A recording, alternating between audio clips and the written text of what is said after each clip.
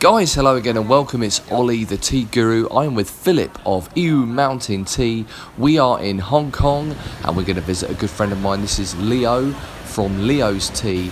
He has a tea shop very, very close to Jordan Station in Hong Kong. Now, we go way back. I actually bought my first ever tong of pu'er tea from Leo's father. We're going to be talking all about tea and trying some tea as well. Enjoy. Definitely kind of stands out as one of the best production. You still have vintage teacups? Yes. If you remember, we sell tea and old teawares, ceramics. We just spent this morning in the Teaware Museum. Oh, in Yeah. Hong Kong. Yeah. Hong Kong. Yeah. But we ended up just really talking about tea and not looking so much at the exhibition. We did Did you it. go to the tea shop there? Lok Cha. No, I didn't. Have you been? Actually, no. They're very busy on social media. Yes. They have lots of. And the owner is the owner called Yiwu. Have you ever heard of? I've heard of the name. Yiwu. I saw it online somewhere. Actually, he's quite active in China. Okay. Yes. And also they will organize some gathering, the tea ceremony, just like in a Taiwanese style. Okay. Yes, Like like the Japanese style. Right, okay. Yes, the tea ceremony they will. There's a lot of Japanese influence in Taiwan. Huh? Yes. The whole because it has been colonized by Japan.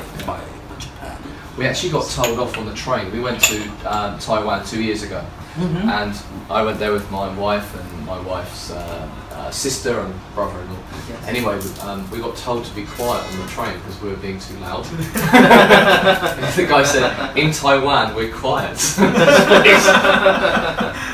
It was suspiciously quiet. Everyone was really quiet and well-mannered. It was really interesting. But no, I've never seen a Taiwanese tea ceremony.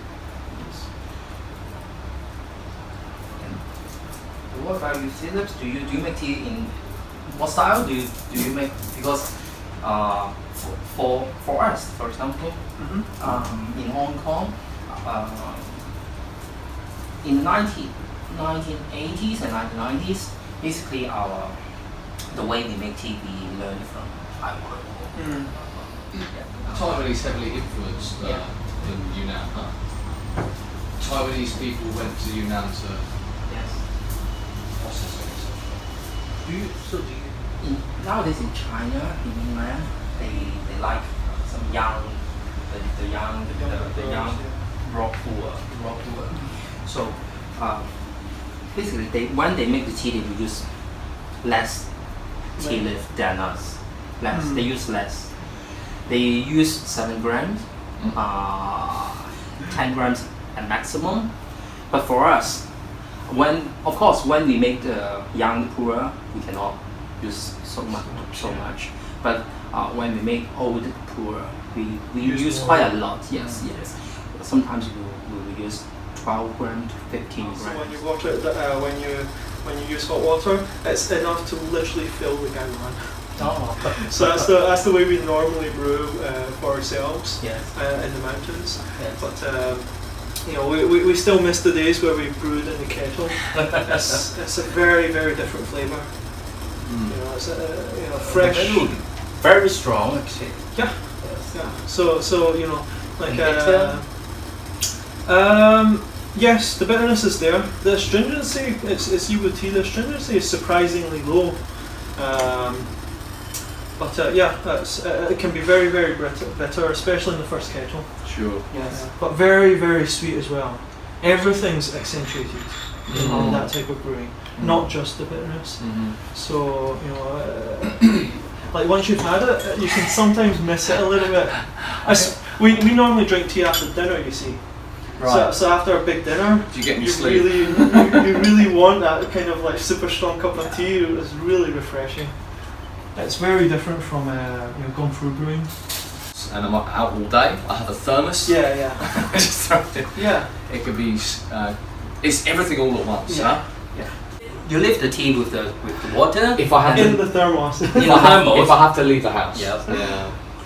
Not So- the best thing to do, but I mean, it's a very, very refreshing way. Like, it really kind of has a punch that you can't get from Kung Fu brewing. You can get close by over steeping. not oversteeping, overusing leaf. The Okay. leaf to water ratio, Sure. like 1 to 15, Right. like 7 grams to 100 milliliters of capacity, Gaiwan. And for me, that's very light. Like, I'll do that because that's what the market uses. I'll do test brews of that, but as a personal preference, I normally use 1 to 10. So a standard Gaiwan will be around 10 grams. I think you saw that last time you came in to our shop. We use more than average amount of leaf. You prefer to get the variations out Yeah. of the way. The more grams you have, the less variation you might have in the leaf. For example, you were saying if you use small There's a couple of advantages. Is you'll notice the attributes of the tea a lot more clearly. So it's a lot less effort. Especially when you're trying a lot of teas together. Doing very subtle brews will make life difficult. Also makes brewing quicker. Right, you get the steep to steep variation a lot quicker because you do fast steeps. You don't want 30-second steeps in that case.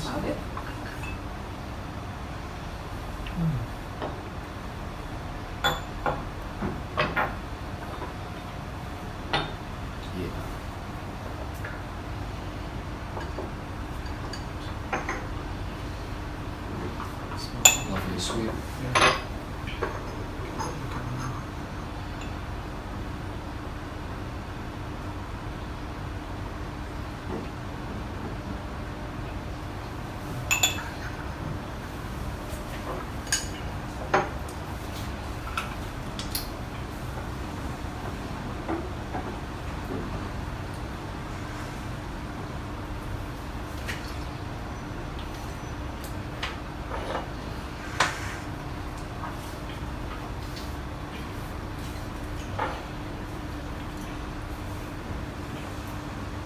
So you mean you have your own farm? Your wife's family has their own farm. Yeah. And so you will make some tea there. You make Yeah. yes. We also source a lot of teas from Yes. the local villages as well. What you're saying is you're creating something very complex. You can maybe Yeah. pick out characteristics from this. There's an argument to be said that white tea has a better marketing strategy for blended teas because their naming structure is like, well, if we're going to blend teas, why bother saying where it's from? Just say The most important thing is saying, oh, this is a blend from, for example, like Bulan and Nano and Pasha. Like, what's the is that supposed to set your expectation of what the tea's supposed to be like? Or is that just naming because you want to give a more higher price? Or is there some sort of reasoning that actually makes sense for that type of marketing? Yeah, I mean, I think Pua went down the whole sort of single estate route, Yeah. didn't it? And I mean, it's still there. Yeah. Because those single estates, like those oldest trees, Yeah. are like so hard to kind of get that if you do get a pure single estate and people can verify that it is worth like at least 10-20 times more than the average tea price Sure. of that region. So like I work in Yiwu, right? You can get plantation teas for ridiculously cheap price, Yes. right? Single tree. Single tree. Yes. Good Nowadays tree. they're promoting single tree. Right. Tea from Not single saying It's tree. the whether obvious next step, isn't Not it? saying whether it's good or bad, but the fact that it's so specific and its traceability to the point, like, I'm here, I'm standing under this tree, Yeah. I'm going to buy all the leaf from this tree that it can produce today, and this is how much I'm paying for it. How many cakes can you get out of a single tree? 2 or 3. at most. Less than 10. You're going to pay a premium. Every time. If you're there for the whole season, yeah, you could probably produce 5 to 10 cakes depending on the size of those trees. Yes. But if you're there for one day, Yeah. you'll be lucky to get three cakes. There'll Lucky. be 3 expensive cakes. Yeah, because those those single trees will come from the most ancient gardens. If you are familiar with the market, you know exactly where those trees are in which gardens, right? And you know, basically they start at 3,000 RMB a kilo. Yes. That's the sourcing price, Yes. not the retail price. That's the starting price. We've heard of some going like, I mean, you must have read the Lao Banjiang one, right? Yes. Chalang. 680,000 RMB a kilo. 680,000. Basically how it makes you feel. Yes, how you feel. Yeah. It's not only the aftertaste in your throat, in your mouth. Like it's, You smell. Everything. so when you have a weak kind of low quality tea, you literally taste it and it's gone. Yeah, sure. Right? Whereas a high quality tea, like after you finish drinking it, you almost get a second tasting. It comes back stronger after it's gone down. That's what I mean. Okay. You know, and the better the quality, the more that feeling is clear. Like, you know, in a lower quality tea, like you taste it and literally you get nothing back. Yeah, sure. An okay tea, you might get something like, oh, there's a new note coming, even though I haven't had my second cup. You know what I mean? People in the market try and tell us like, oh, here's a really high quality, you know, Dantuan is a high quality, like, you know, black tea. Like, try this, tell us what you think. And it's very rare to get that feeling in other teas. Yes. You do get it. It's just not very common. Yes, we will say because you may feel the same thing from Yiwu. Yes. What you're talking about is that we call it cha qi. Yes. Yeah. Yes. Absolutely. Yes. I mean, I can feel it now. This is a good tea. I think. Yeah, it's good. And it's good about a tea like this as well. Is, you know, you were saying earlier you can have cheaper teas where the taste is there and it's gone. The actual act of sipping tea can be finished in 10 seconds. Yes. But with this tea, the flavour carries on for minutes. Yeah. Oh, actually, we can also try the other one. I have one loose tea leaf in 2016 from Ningchang. Yeah. Can I have a quick try? Yeah, let's try the other one. Yes. Maybe actually that, although that tea is very young, but that tea is very strong. Okay. The cha tea is very, very strong. Yeah, we can try that. 2018, Lansong Gushu. Yes. Like, can't even buy it even if you wanted to. Like, we literally got a 7-gram sample and that's it for, you know. Oh God. it's like, are we sure we want to drink it today? Well, if not today, it has to be another day. We're going to drink it sooner or later, so why not? And like, you drink it, you get that high aroma, it's like, okay, really interesting, nice thick, you know, kind of sticky, like soup on the tongue, goes right smoothly down the throat, and you're like, okay, that's really nice. And then literally 30 seconds later, this aroma just comes right back up again. Yes. And you're like, whoa, what was that? And you know, you kind of suddenly feel your body's a bit lighter, you're feeling kind of a bit, for lack of a better word, warm and fuzzy. Yeah, sure. And that's the sort of thing that you can't get in a mediocre tea. Sure. Should be okay. Yeah, should be okay.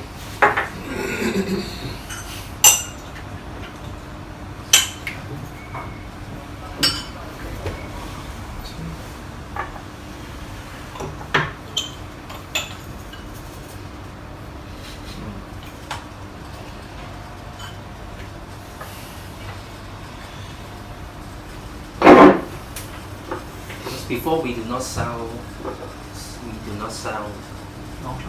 non-cha, loose tea, raw tea before. Yeah, but last year the agent, they just sell this to me Let me give this tea for me to try. Mhm. I think that's okay. That's good. Yes, but for most of our customers, they like drinking OT OT. rather than Yeah. because in Hong Kong, yes, of course there are some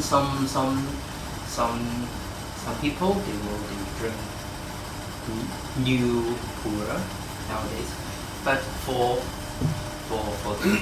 old shop like us, Yeah. our customers, yeah, they You could have Prefer pressed the these OT cakes. You could have pressed these into cakes and just leave them.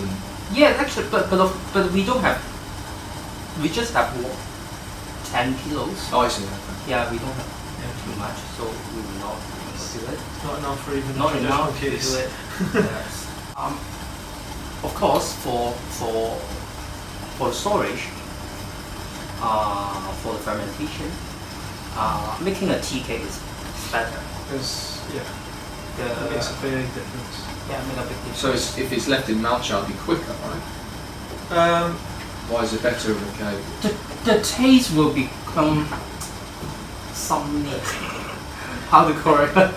The taste. How can we describe it? It's got a more fuller fermentation to it. Like, Okay. Well, this is even fermentation. Maybe it's sort of uneven if it's in a cake. The fermentation will become quicker, faster Yeah. if we just store it in a loose tea leaf. Yeah. But the taste, it will at the same time, the aroma and the taste will become not as strong as Yeah. the tea cake. Okay. A cake will hold its aroma better. It will ferment more quickly, but Because like it's packed in, it will keep more of its characteristics. yeah, the cake will keep more of its characteristics and develop. It will actually develop better characteristic as a fermentation process. It rounds itself off. Whereas the fermentation of a malcha doesn't really add that much, if that makes sense. It Sure. changes, Mm. like the fermented changes it, but doesn't really add as much as a Interesting. pressed would. There's a certain aspect of, I think the steaming and compression process, Mm. you know, kind of pushes a cake to ferment in a slightly different way. Yes, and in fact, when you when you steam it, you will use high temperature. Mm. Yes, in fact, it will ferment a bit when you Yeah. As the cake dries go from through the- this Sure. process. Yeah.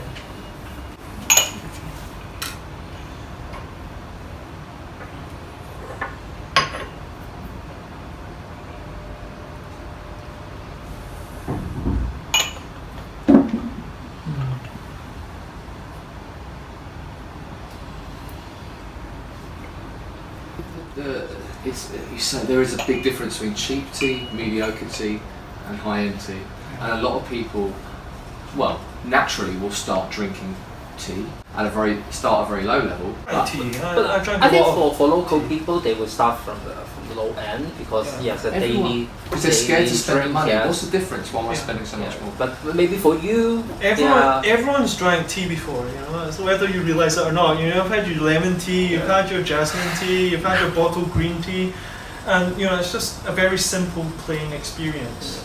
And it's when you kind of get an introduction to say there's more than just putting a liquid in your mouth and swallowing, you know, that then you kind of realise, oh, you can make this more make than it- just a liquid. Yeah, you start off low level, make a little jump. Oh, that's really good. It's a lot better. And a little jump, and then the sky's the limit. Exactly. But what we're doing here is like connoisseurship, isn't it? We really appreciate tea. Oh yeah. But outside these doors, mainly people, most of them just stick to their bole cha and don't really know much Yes. more. Yeah.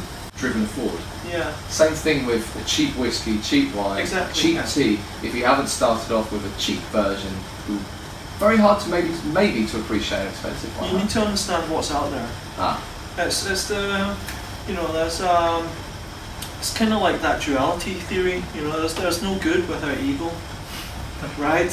It's that sense. Like You have to have how can you say something's good if you don't know what bad is? Yeah. Right? How can you say that should be a cheap tea when you don't know what bad attributes are?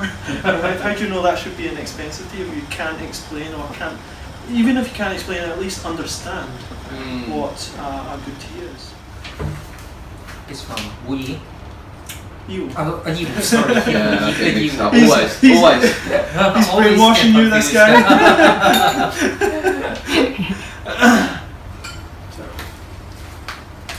I've never tried a men's song before. The man song, not many people do get a chance to try it, to be honest.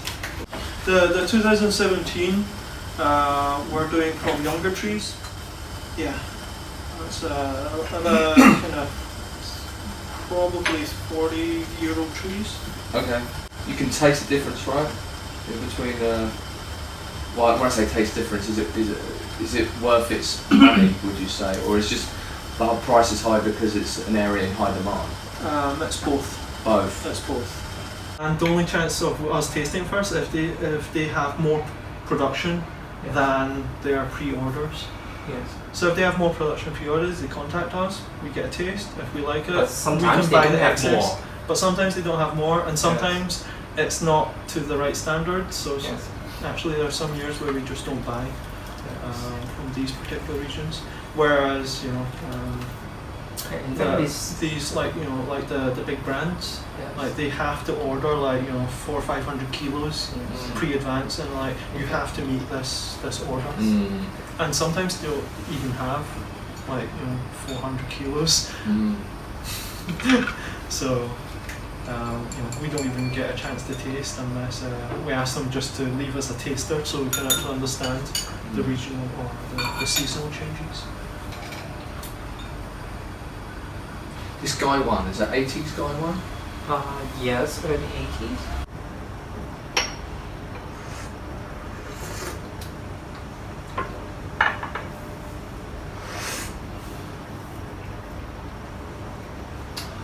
I can tell you something about the taste profile. You might like it or not. The first sip, sugar puffs. It's good. I'm sure you said that last time when you came to the shop, right? You did say that, didn't you? It's there again, sugar puffs.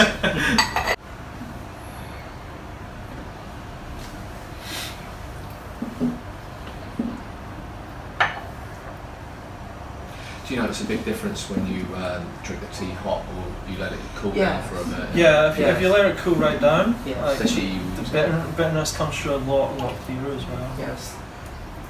It's not right to drink too hot.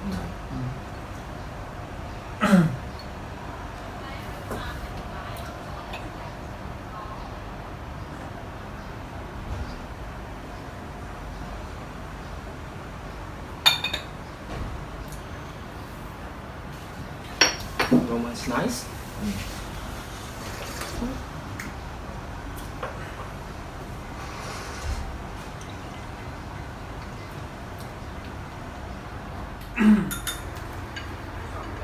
This is your family's farm, right? This one is not my Ah. family's farm. This one is a different one. Would you like to try the other one, or One more of this. one more of this one, and then try this one, or Oolong? Yancha? Yancha? Yeah. Okay. Let me go to I find Yancha quite hard to sell in the UK because it's quite expensive. Oh yes. It keeps for a while, Yes. but again, you can notice a big difference between the more expensive stuff and the cheaper stuff, huh? Of course, this one is 白鸡冠. Traditionally, there are four top Wu Mountain tea. One is 大红袍 is 白鸡冠, 铁罗汉, 水晶龟. Different. The tastes are very different. Okay. It's very different from 大红袍. You can try that. 大红袍 is fermentation is higher, but for this one it's lower. This one, the taste and the aroma is very unique, different from the other types of 岩茶. Yeah, that's try this one. That smells really nice, actually. But it's stronger than Hanson.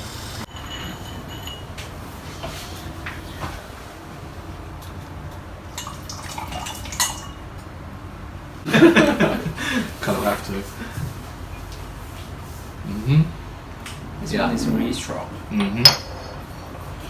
Beautiful. Very, very deep roasted notes, but not going over the line, you know? Yeah, right there. Not too much. No. And also, this one has been stored for it's 2011, Okay. 7 years. Mm. You know, I've tried some heavily roasted tea before, maybe Da Hong Pao. Yes. The roast, it was cheap. Yes. The roast wasn't very good. Yeah. And you get these strong Burn yes. smell. Yes, yes, yes. It's not even what there was like. It's not bitterness. It's not astringency. Something else. Like Do you know what I'm saying? like eating some what do they call it? The mandarin. Lemon, orange. Yes.